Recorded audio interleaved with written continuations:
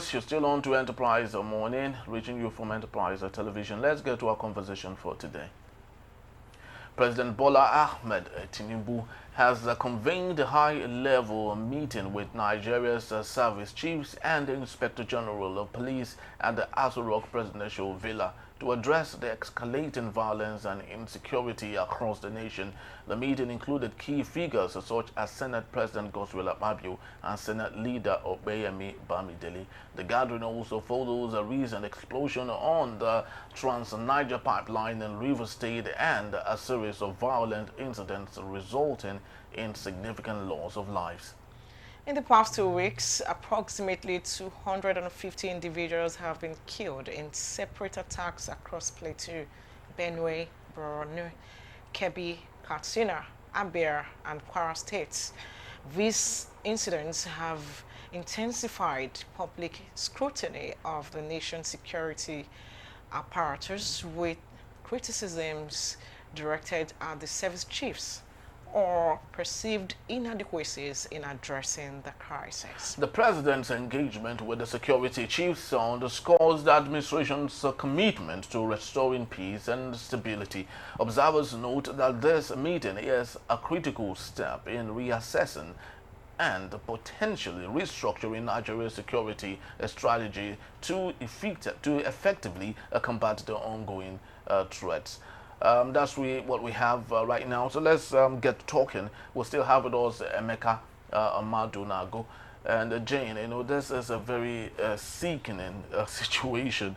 How that we did talk about situations where tourism is supposed to be the bedrock of survival. For a country like Nigeria. Other countries have used that as a source of livelihood, but of course, we are not even thinking about that because of the insecurity we have in the country. Emeka, are you there with us? Yeah, I'm very much here. Yes, beautiful. So, what do you make of the president asking for a sit-down meeting with the service chiefs? Does it really make any difference at this point? Well, in the past, we had called for the removal of the service chiefs, the security chiefs. They were removed. I think President Muhammad Buhari did, I think he removed service chiefs about 2 or 3 times.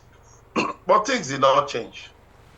Now the calls have come afresh that President Tinubu should remove the security chiefs, he should remove the service chiefs.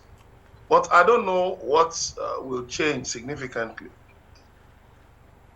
Right now, we have very serious security challenges which need advanced thinking, including the infusion of technological strategies, to combat crime. We should know that Nigeria is a country, is a destination of choice in Africa, and we have porous borders. If the United States can be complaining about its own borders, the way illegal, these problems with illegal immigrants. I mean, talk about a nation like Nigeria. What are we going to be doing? So the United States is far richer than Nigeria. It's far more technologically advanced than we are, but they're also still grappling with crime. So what it means is that our security chiefs need to work harder. They need to evolve new strategies to deal with the unfolding challenges. They should not rest on their laurels, and then let them concentrate on their jobs. I'll say, for instance, the Inspector General of Police has been more interested in helping rich and influential Nigerians to pursue their critics. He has been more interested in weaponizing certain aspects of the Cybercrime Act rather than using the laws to deal with crime. And Nigerians have complained about that. They have raised concerns about it. That if the Inspector General of Police can spend the energy he uses in pursuing people like Portable, pursuing the critics, journalists here and there, because they criticize one person or the other, spend that energy on making the nation safer. All these big men, if they have any issue, let them go to court. Stop making the police available to people who are largely irresponsible. Let them go to court and defend themselves. Let their accusers face them in court. Don't allow them use you to weaponize the Cybercrime Act. That's what we're talking about. That is part of it. The National Security Advisor the other day was engaging, a critic, Najatu Mohammed. And the woman dared him to arrest her. Where do you have enough challenges on your hands? And you still have time to be engaging, in exchanging words with people? Are you God that you expect that people will not criticize you? Leave that job for your media aides. Face the critical task of safeguarding the nation, because people are being killed unnecessarily, avoidably, due to your lack of focus. You are not focused. You are highly distracted. Can you imagine a vehicle, a Hilux van, in the office of National Security Advisor was stolen at the Central Mosque in Abuja the other day, 2 Fridays ago? Is that not shameful enough? And they were now explaining how it was demobilized, how it was stolen. The fact is, whether they carried it on their heads or whatever, it disappeared. Is it not the same country that a snake swallowed money in jam? Is it not the same country that a monkey ran away with money in jam? Is it not the same country that a whole ship, empty pride, do you remember? Yeah. Empty pride, a whole ship disappeared from a Papa port. This is a nation where wonders take place every day. No wonder we're so religious. Because absurdity rules us here. Why?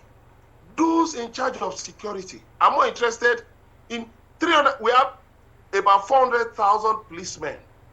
3/4 of those policemen are engaged in security, in protection duties with VIPs, leaving 200 million Nigerians to be guarded by 150,000 policemen. Tell me if that is not a joke. The other day I was traveling to the east. We passed a checkpoint. Honestly, I felt so ashamed. People in the vehicle were laughing. We passed by a checkpoint. Some of the policemen, maybe they have been standing there since morning. They were sitting under some trees and sleeping, nodding. These are policemen, armed policemen. They were holding guns. I was so ashamed to record the scene. I was too ashamed. As if they were sleeping by the side of the road, nodding, holding their guns and nodding their heads. Haba! When has this country descended so low that we just treat serious issues with levity? Now, this is not it shows. You look at the other day, Chinese man. You have so many questions. I was going the to other ask, day, Chinese man was sharing money to policemen, and he was recording it. I learned that video rattled the Chinese authorities. What kind of a thing is this? Look, we must wake up and smell the coffee, because you see, ISWAP, Boko Haram, the Mahmouda, whatever they call them, the new terror group, and the other one.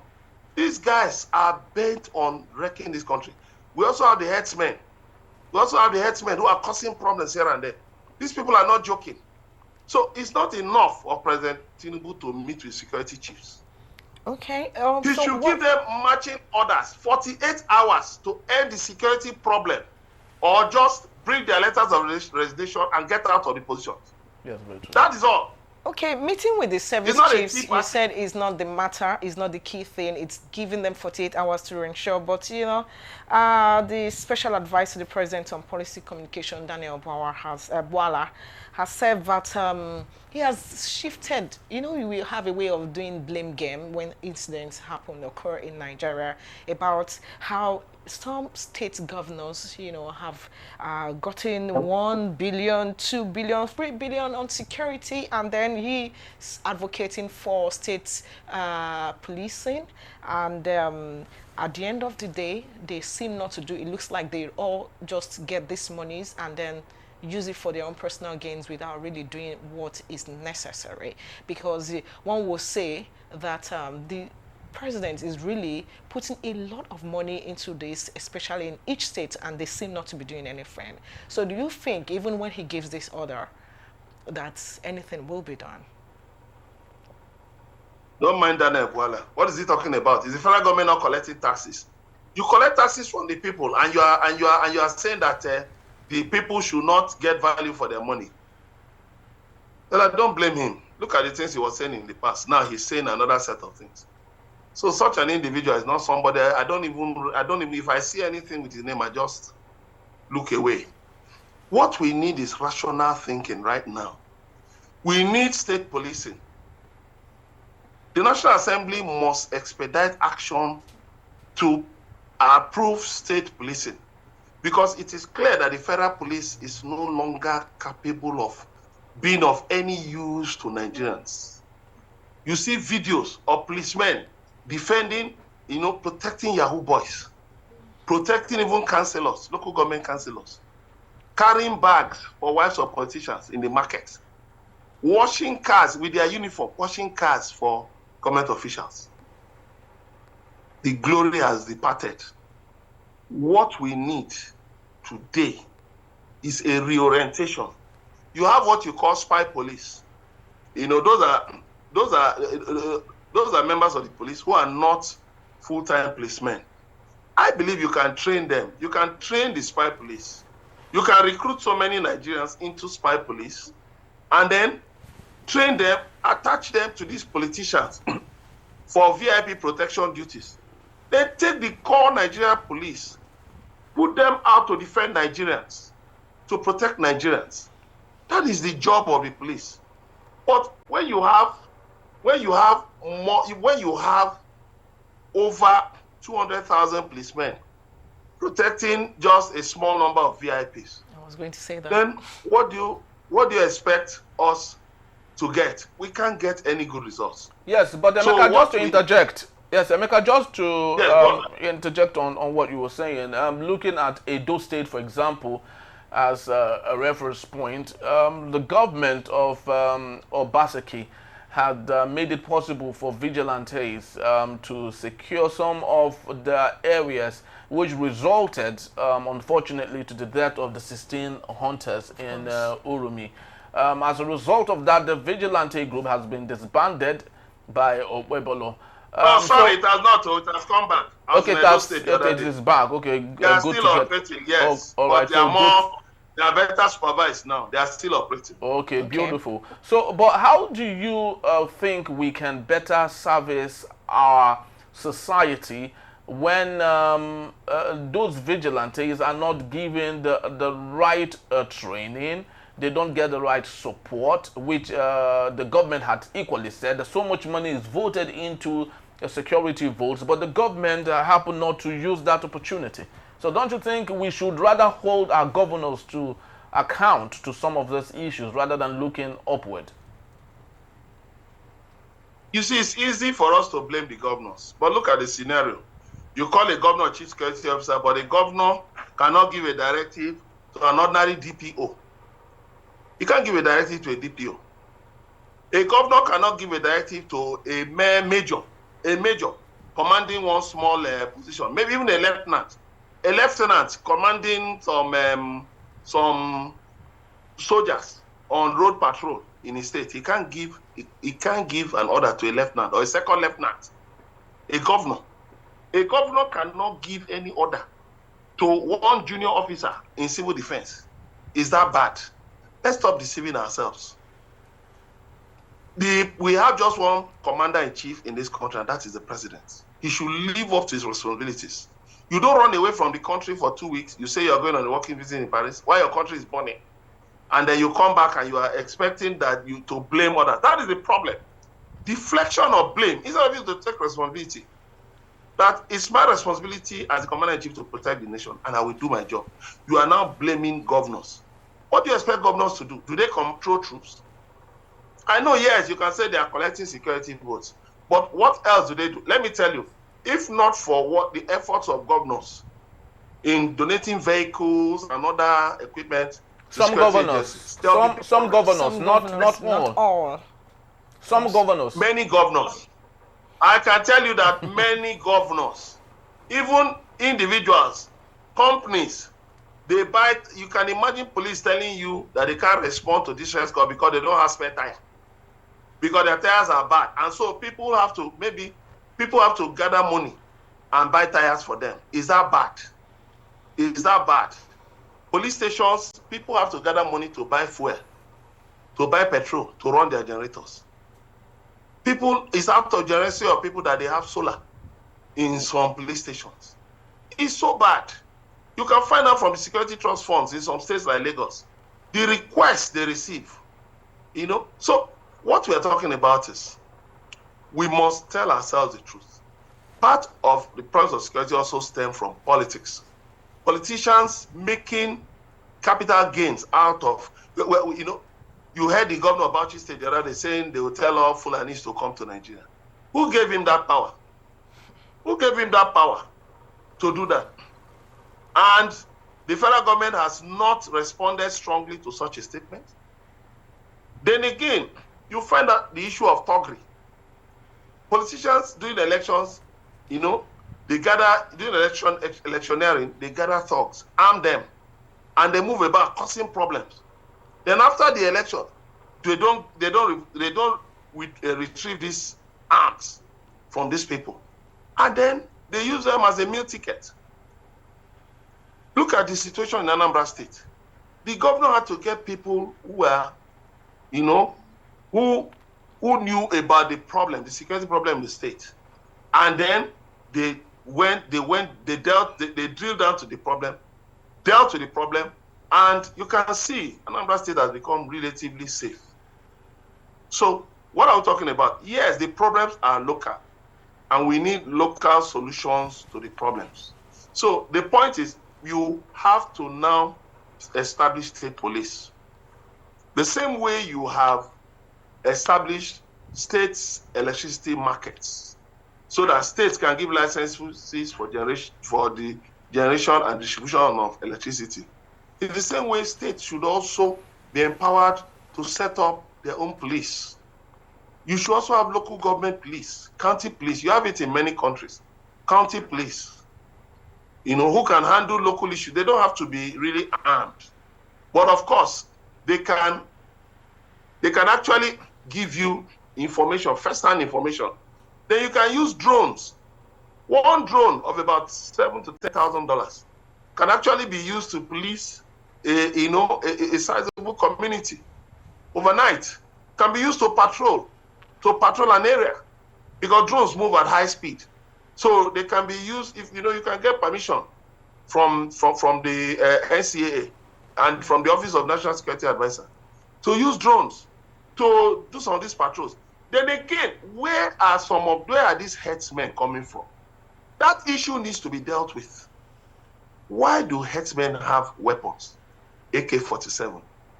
Somebody was saying the other time that they use it to protect their animals. We are talking about ranching.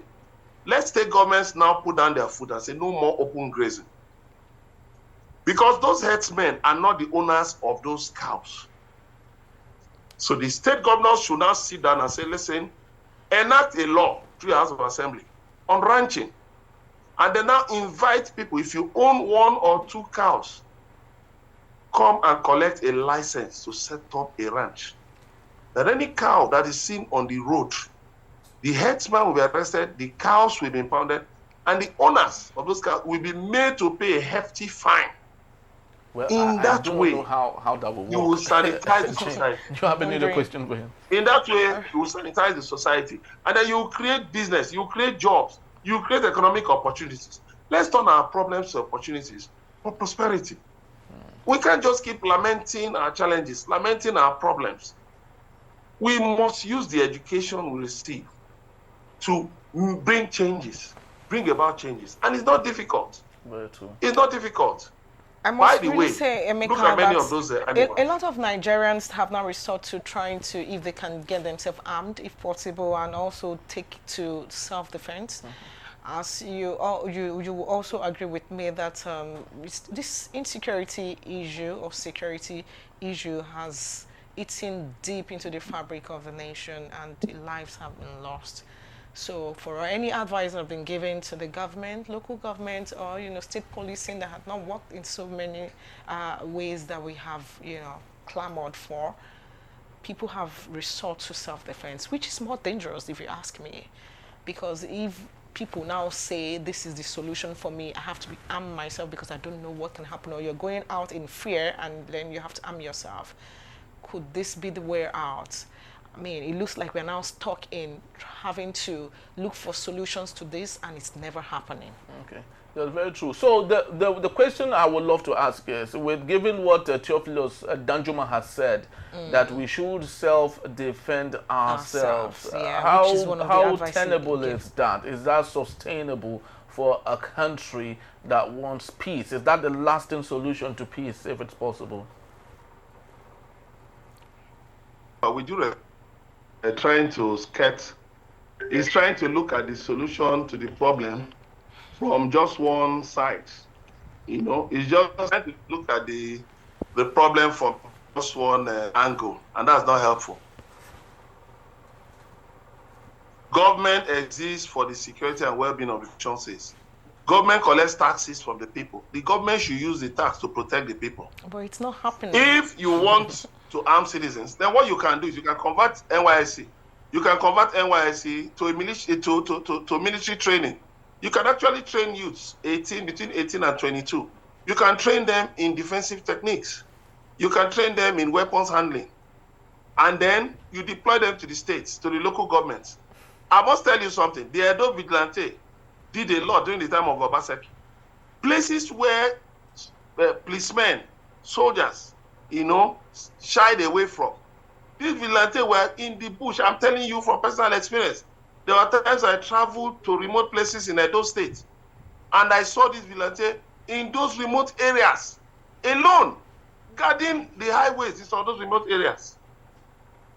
I was really disappointed because part of the problem in Edo was actually caused by Governor Monday Okpebholo. He came in and started dismantling all the structures left by his predecessor. Not knowing that you don't play politics with security. Security is a delicate issue. You don't play politics with security. If you wanted to reorganize the leadership of the vigilante, yes, but you shouldn't have come out openly to be saying it, making it look like you are going to dismantle the vigilante. What you are doing is you are giving notice to criminals that no problem, I will create I'm not paving way a for pathway you. for you to do what you like. I So think what this I'm talking is one about of is these that problems. General Continuity. Danjuma should use his position to put pressure on the federal government, to put pressure on the National Assembly, to say, okay, please pass the law on, put state police in the constitution, and let these vigilantes be trained. They can be properly trained. Let them be properly trained. Let them be properly organized and identified, and so that our society can be safer. Let me tell you, look at foreign investors. The president and governors will tell you they're traveling abroad for foreign investors. But look at foreign investors from from the Gulf, from the Middle East. They are flooding into East Africa. Why? Looking for opportunities.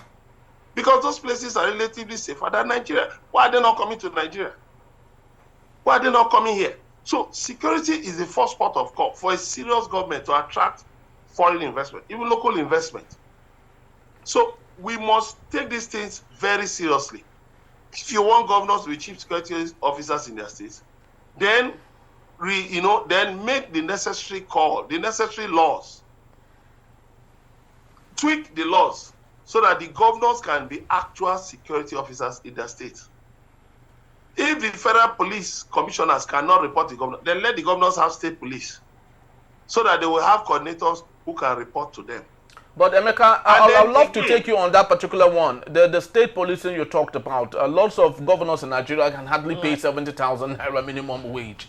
And given the burden, given the burden of state policing, that's more than enough for them. How do you think that is even sustainable? All right, I think I would like to add this. We also had in the Southwest this Amotekun Corps that, Rotimi, late Rotimi Akeredolu, brought into being. But I wonder the efficacy of that, that particular security outfit, if it's still, because, we used to hear it when Amotekun used to be very high. Used to be, but that right now, so which is why I say you mentioned earlier that having the vigilante in the constitution. How about ensuring and enforcing continuity? Because you talked about when another government come to be, you try to move away, which is exactly what is really happening even with this Amotekun, because we now have another governor, and it seemed to be like that security outfit seemed not to be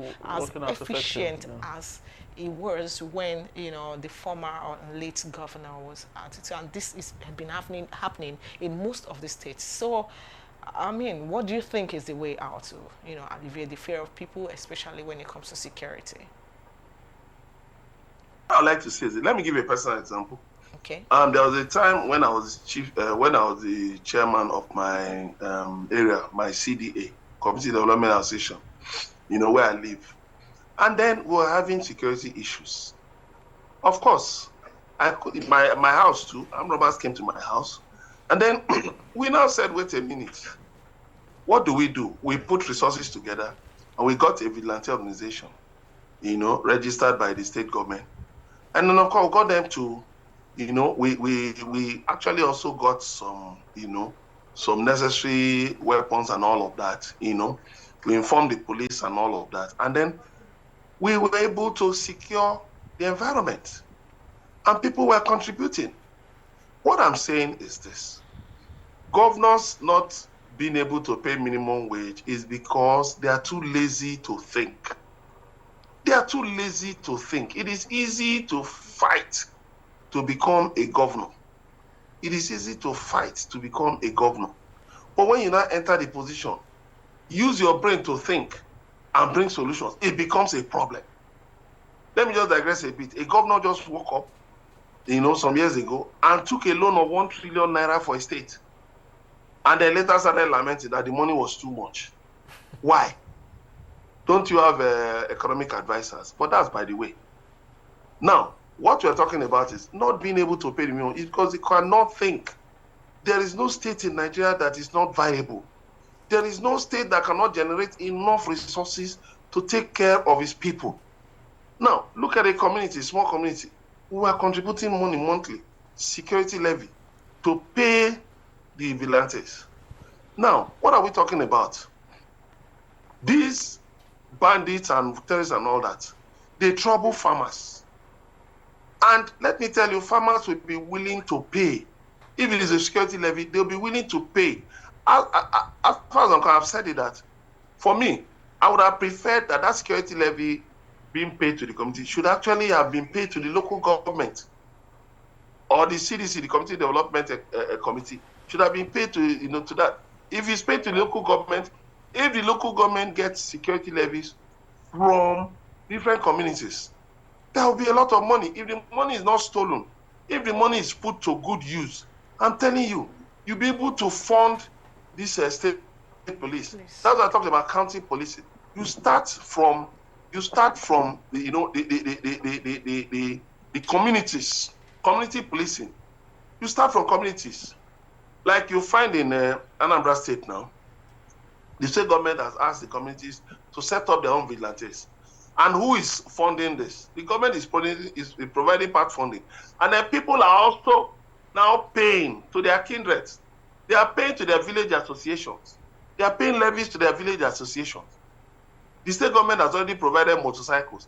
There was a philanthropist, the late Senator Ifeanyi Ubah, who provided solar panels, which were given to a number of communities. My community also benefited from those solar panels. Now, people are paying their levies. Even people living abroad, they're sending their own levies. So what I'm talking about is this. Many of the communities impacted by this insecurity are actually farming communities. The people will be willing. Look at bandits collecting levies from these people. Imagine a fraction of that money going to government to assist in funding security. You will see a lot of improvement because it's from within those same people. You will get people, train them in handling security, train them properly. Don't convert them to security guards or bodyguards for politicians. Let them do the job of security for which they were employed. And then let me tell you, there will be a lot of changes. And then we also need to take it on the diplomatic front. We need to reach out to other countries, to various countries to help us. We cannot just say we can handle all the security challenges. Because look at the Sahel. Some of these criminals are coming from the Sahel. So these terrorists are coming from the Sahel region. And so the Sahel is an ungoverned space. Now look at Niger. Niger Republic has left the ECOWAS. And we are partners in the multinational joint task force. How are we now going to handle issues of security, cross-border insecurity? And we know that Niger has been having problems, with terrorism. So we need to pursue a vigorous diplomatic battle to make sure that we, dot the I's and cross the T's in every area. If we need to get foreign help, let's ask for foreign help. After all, the United States is helping some countries. Look at El Salvador has been able to deal with gang violence. They got some help from the United States. Yes. So if we can ask for foreign help, we should not be too proud to ask for foreign help. That's true. Because this thing is a serious problem. Yes. And really. if we can get foreign help, look, the United States helping to deal with the Houthi rebels, far away from the United States, dealing with them. So if we can get some of this foreign assistance, it will be helpful. All right. Let us put our options right. And then if some of the security chiefs are on their last legs, if they are tired and they've run out of ideas, the best thing is for the president to just ease them out and bring fresh brains, younger brains, to replace them. All right, Emeka, thank you so very much. Everything you have said here, of course, is not far from the truth. The problem still remains on the willingness of our leaders to do the needful. If the willingness is there, if the intentionality is there, then most definitely we would have a solution to the problems that we have. That's all we have for today. Love to say thank you so very much, Emeka, for being here. We truly do appreciate you. Thank you. Thank you very much. Jane, thank you for being a good co-host today with me. I would love to believe that. Always a pleasure. Thank yes. you for having me, Henry. Yes. All right. That's just about the time we have for today. We'd love to say thank you to you once more for being part of it. You made the picture complete. We'd love to say thank you. Well, please do well to see us. You can read more on everything we have talked about today when you visit us at enterprisetvnews.com. You may equally like, comment, and follow us on all our social media platforms at Enterprise TV7. I am Henry Ikwebike. And I am Jane Aino. Thank you so much once more. I will see you tomorrow. Bye-bye.